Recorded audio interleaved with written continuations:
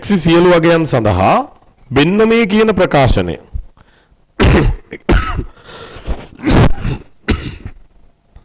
එකයට 14 සහ 1 අතර පවතින බව පෙන්වනවා. ඒ කියන්නේ පුතා මෙන්න මේ ප්‍රකාශනය 3i cos x ධන 6i sin x ඍණ 7 බෙදීම 3i cos x ධන 4i sin x ඍණ 9 ප්‍රකාශනය මොකක් හරි කියලා ගන්න පුතේ k කියලා ගන්නකො. මෙන්න මේ ප්‍රකාශනයේ k කියන කෙනා 1ට 14යි 1යි අතර කියලා පෙන්වනවා නම් හරි. ඔක පෙන්වනවා නම් හරි හොඳ.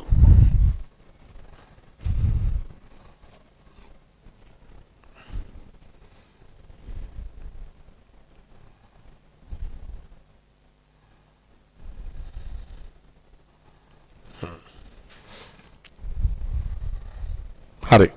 මේකෙදි මම භාවිතා කරනවා පුතේ විශේෂ ආදේශයක් මතකද? දැන් මේක අපි ඔයාලට වර්ග සමීකරණ පාඩම අපි තාම කරේ නැහැ. හරි වර්ග සමීකරණ වලින් තමයි ඕක හදා ගන්න ඕන. හරිද?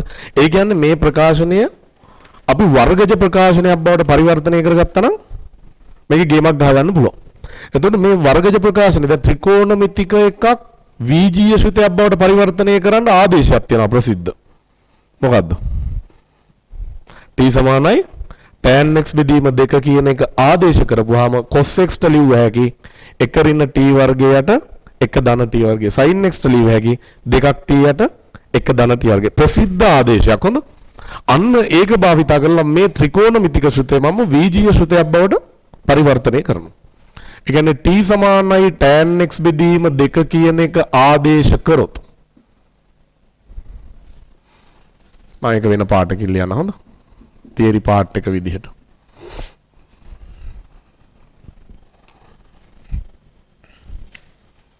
t සමානයි tan x බෙදීම 2 විට sin x සඳහා පුතේ ලියන්න පුළුවන් 2ක් t යට 1 ධන t වර්ගය කියලා.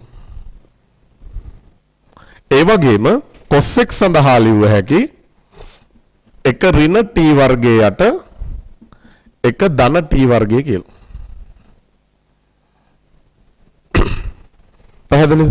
හා. දැන් ඕක කෙලින්ම ආදේශ කරන්න අර තියරි පාර්ට් එකට. 3යි cos x වෙනකොට ලියනවා 1 ඍණ t වර්ගය යට 1 ධන t වර්ගය. 6යි 2ක් t යට 1 ධන t වර්ගය. ඍණ 7. යට එනවා 3යි 1 ඍණ t වර්ගය යට 1 ධන t වර්ගය. 4යි 2ක් t යට 1 ධන t වර්ගය. ඍණ 9 සමානයි k. උඩ යටයි පුතේ පොදු හරය හදාගත්තොත් 1 ධන t වර්ගය උඩ පොදු හරය 1 ධන t වර්ගය යට පොදු හරය 1 ධන t වර්ගයට කපලා දැම්ම හැකි. මෙතනින් එනවා 3 ඍණ 3යි t වර්ගය ධන 12යි t පොදු හරය හැරෙදි මෙයා 1 ධන t වර්ගයෙන් වැඩි වෙනවා ඍණ 7 ඍණ 7යි t වර්ගය. යටත් වෙනවා පුතේ 3 ඍණ 3යි t වර්ගය 8යි t මෙයා පොදු හරයෙන් වැඩි කරපුවා ඍණ 9 ඍණ 9යි t වර්ගය සමානයි k. එහෙනම් උඩ ටික පද ටික ඔක්කොම සුළු කරගන්න.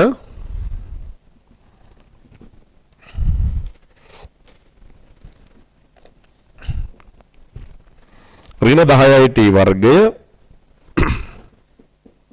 ධන 12යි t ඍණ 4. යටින් එනවා පුතේ ඍණ 12යි t වර්ගය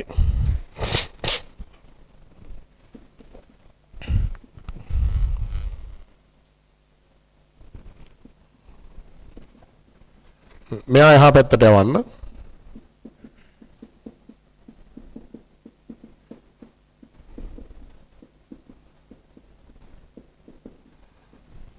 ඔක්කොම ටික එක පැත්තකට ගන්න.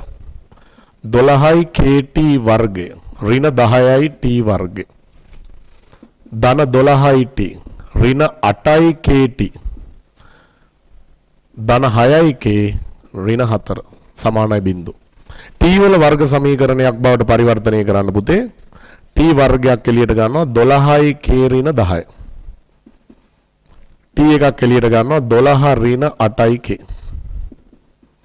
6යි k ඍණ 4 සමානයි බිඳුව.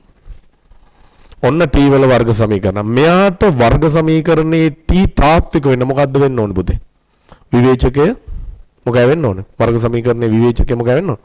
විශාලයි හෝ සමානයි බිඳුව වෙන්න ඕනේ. මේකෙදි කියන්නේ ප්‍රකාශනයේ 1ට 14 සහ 1 අතර පවතින බව පෙන්වන්න.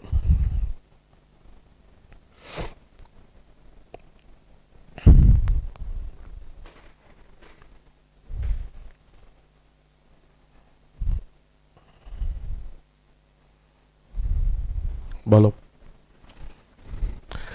t තාත්වික විට ඩෙල්ටා t විශාලයි හෝ සමානයි බිඳුව විය යුතුයි. b වර්ගය 12 ඍණ 8යි k ගේ වර්ගය ඍණ 4යි a c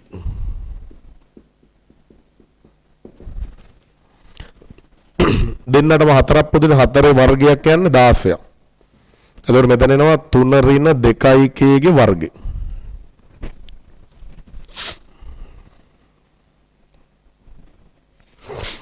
මෙතනුත් දෙකක් ගන්නවා මෙතනුත් දෙකක් ගන්නවා එළියට. එතකොට 8යි 8 වරක් 2 ඒත් 16.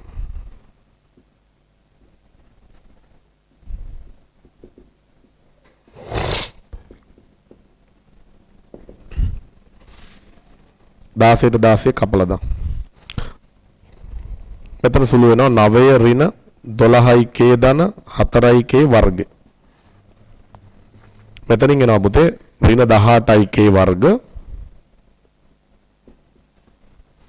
මෙතනින් එනවා ඍණ 12යි k ඍණ 15යි k ඍණ 27යි k ධන 27යි k.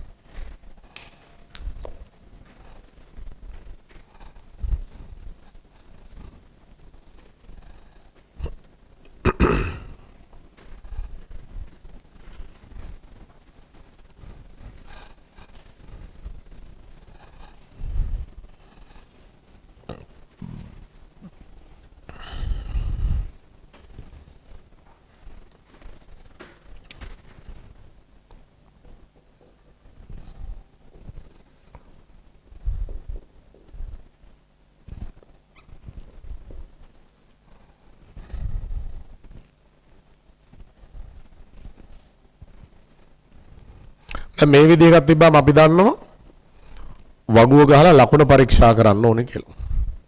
ප්‍රධාන අගයන් දෙක ගන්න k සමාන 1 සහ k සමාන 1ට 14. මේ තියෙන එකට වඩා වැඩි ටික මේ තියෙන්නේ 1යි 14න් 1යි අතර ටික මේ තියෙන්නේ 14න් 1ට වඩා අඩු ටික.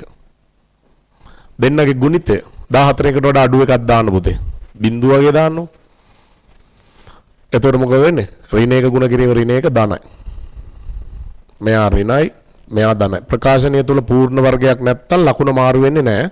ওই විදිහට යන්නේ. ඒ කියන්නේ පිළිවෙලට යන්න. මෙතන පූර්ණ වර්ගයක් තිබ්බොත් මෙයා වෙනස් වෙනවා. හොඳ. හරි දැන් කියන්නේ මේ කොටස මොනවා වෙන කෑල්ලද? කුඩා වන කෑල්ල. ඒ කියන්නේ ඍණ වන කෑල්ල. එහෙනම් kට උත්තර එනවා පුතේ. k තාත්විකයි. k පවතින්න ඕනේ 1ට 14ට වඩා වැඩි k 1ට වඩා අඩුයි k. එහෙනම් k කියන්නේ පුතේ දැන් අපි ගත්ත ප්‍රකාශනයනේ. ප්‍රකාශනය බලන්න. 3යි cos x ධන 6යි sin x ඍණ 7. බෙදීම 3යි cos x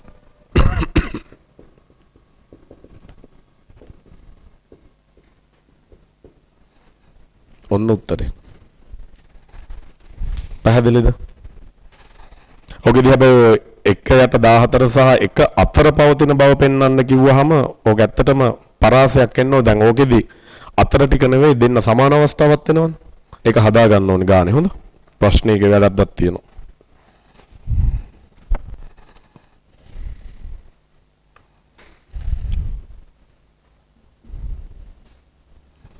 උතෙන්ට 5යි.